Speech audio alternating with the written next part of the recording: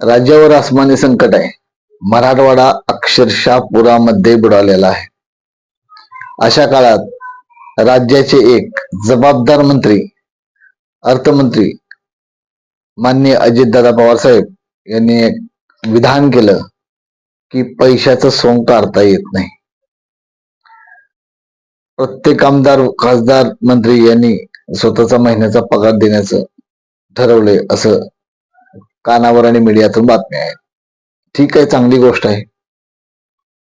परंतु राज्यात जर पैशाचा तुटवडा असेल तर काय गरज आहे शक्तीपीठ महामार्गाची, याच्यासाठी तरतूद करण्याची. केलेली तरतूद तुम्ही या ओला दुष्काळग्रस्त जे आज खरोखर संकटात आहेत आपले शेतकरी, सर्वसामान्य जनता, यांना दिली तर मला वाटतंय कदाचित हे उचित होईल.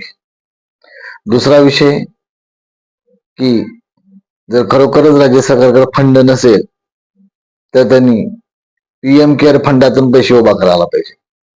कारण जो फंड कशासाठी आहे आणि त्याच्यात किती रुपये आहेत हे चालवणाऱ्यालाच माहिती आहे. तो चालतो का नाही ज्याने जमा केले त्यालाच माहिती आहे.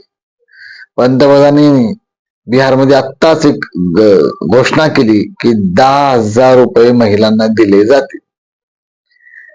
त्यांना निवडणुकीच्या काळात पैसे वाटायला पैसे आहेत, परंतु दुष्काळग्रस्त आसमानी संकटात अडकलेला जो शेतकरी आहे, सर्वसामान्य, यांना द्यायला यांच्याकडे पैसे नाही आहेत.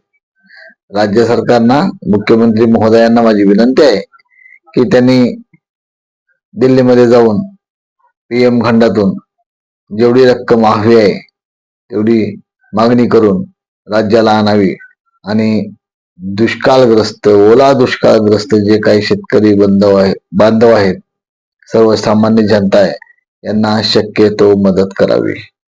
कारण ते आज खूप संकटात आहेत आणि त्यांचं संकट दूर करायची जबाबदारी राज्य सरकारची नक्कीच आहे.